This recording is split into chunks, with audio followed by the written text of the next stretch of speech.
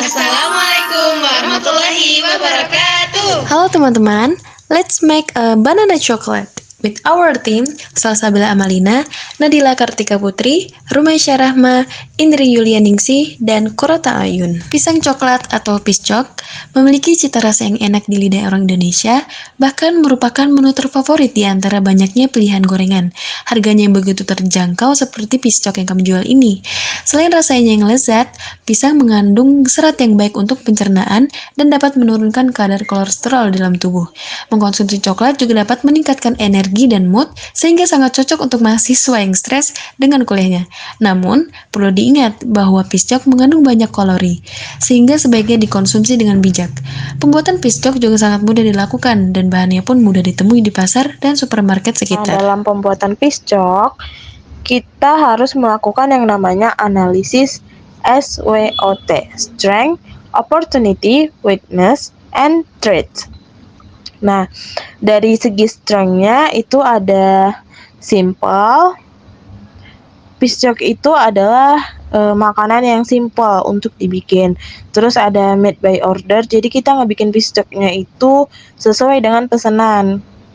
Terus tidak menggunakan MSG. Nah, piscok yang kita bikin itu tidak menggunakan MSG atau micin. Terus weakness. Dari sisi weakness-nya itu mayoritas produk sudah ada di pasaran. Opportunity-nya jumlah keseluruhan pembeli kita itu warga Taskia. Terus karena 81% remaja Indonesia mengalami kemageran. Nah, yang terakhir itu traits. Traits kita dalam penjualan piscok ini adalah adanya penjual lain. Terus ada yang namanya value propositions. Value propositions dari penjualan piscok kita yaitu memiliki cita rasa yang pas untuk dinikmati orang-orang. Lalu kita menjual piscok kita dengan harga yang terjangkau, dan pembuatan piscok lumer ini menggunakan kualitas bahan yang terjaga tanpa bahan pengawet. Lalu apa aja sih bahan-bahan yang dibutuhkan dalam pembuatan piscok lumer? Yang pertama itu yang pastinya pisang. Namanya aja udah piscok, berarti kita yang paling dibutuhin pisang. Terus yang kedua ada lumpia, terus coklat batang buat isiannya, dan yang terakhir minyak goreng untuk penggorengannya. Nah, di sini ada beberapa step untuk membuat piscok. Yang pertama, potong pisang menjadi 4 bagian. Yang kedua, letakkan 1 bagian pisang di tengah selembar kulit lumpia. Yang ketiga, taburkan 2 sendok coklat ke bawah dan atas pisang sampai merata.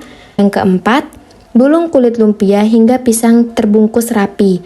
Olesi ujung lumpia dengan tepung agar tidak lepas. Yang kelima, goreng pisang yang sudah dibungkus kulit lumpia ke dalam minyak yang sudah panas. Yang keenam, jika kulit lumpia sudah berwarna kuning kecoklatan atau matang, angkat dan tiriskan. Dan yang terakhir, piscok siap disajikan. Nah, selanjutnya kita akan bahas COGM dari piscok lumer. Seperti yang kita ketahui, unsur dari COGM ada 3, yaitu direct materials, direct manufacturing labor, dan overhead cost. Yang pertama adalah direct materials. Kita terdiri dari pisang, coklat, lumpia, dan juga minyak. Maka total dari direct materials yang digunakan adalah 99.000. Untuk yang kedua adalah direct manufacturing labor, karena kita 0 jadi di skip. Dan yang terakhir, overhead cost. Kita terdiri dari bensin dan juga mika. Total overhead cost yang digunakan adalah 27.000. Nah, jika kita tambahkan semuanya, direct materials, direct manufacturing labor, dan overhead cost, maka total COGM untuk 111 unit adalah 126.000. Jika kita cari total COGM per unitnya, maka 126.000 dibagi dengan 111 unit, hasilnya adalah 1.135. Kita lanjut ke pembahasan selanjutnya, yaitu mengenai income statement. Nah, apa sih income statement itu? Jadi, income statement atau biasa disebut juga dengan laporan laba rugi merupakan indikator untuk mengetahui beban dan pendapatan selama satu periode.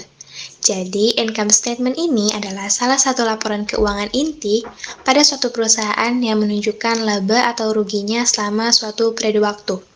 Laba atau ruginya ini ditentukan dengan mengambil seluruh pendapatan dan mengurangkannya dengan seluruh biaya baik dari aktivitas operasional maupun non-operasional. Nah, di sini sudah ada tabel income statement produk kami, yaitu Piscok Lumer per hari Selasa tanggal 12 Desember 2023. Untuk di dalam tabelnya, kita tuliskan revenue-nya terlebih dahulu. Revenue ini adalah jumlah uang yang diterima oleh perusahaan dari penjualan produk selama periode waktu tertentu. Nah, revenue di sini adalah hasil penjualan dari Piscok Lumer kami, yaitu sebesar Rp277.500. Revenue ini didapatkan dari penjualan Piscok sebanyak 111 pieces dengan harga penjualan yaitu 2.500 per pieces. Lanjut ada COGS. COGS adalah biaya yang dibutuhkan perusahaan untuk seluruh proses produksi. Karena kami telah berhasil menjual semua pieces Piscok yang telah kami buat, maka COGS-nya sama dengan yang telah kita hitung sebelumnya, yaitu sebesar 126.000. Dengan kuantitinya 111 pieces dengan harga 1.135 perak per piecesnya. Jadi, operating income-nya adalah Rp151.500. Ini didapatkan dari revenue dikurangi dengan COGS atau pendapatan penjualan dikurangi dengan biaya produksi. Lanjut, ada operating period cost dan expense. Nah, karena di penjualan kali ini kami tidak mempunyai biaya tersebut, maka operating income-nya dikurangi 0, sehingga net income-nya atau laba bersihnya sama, yaitu sebesar Rp151.500.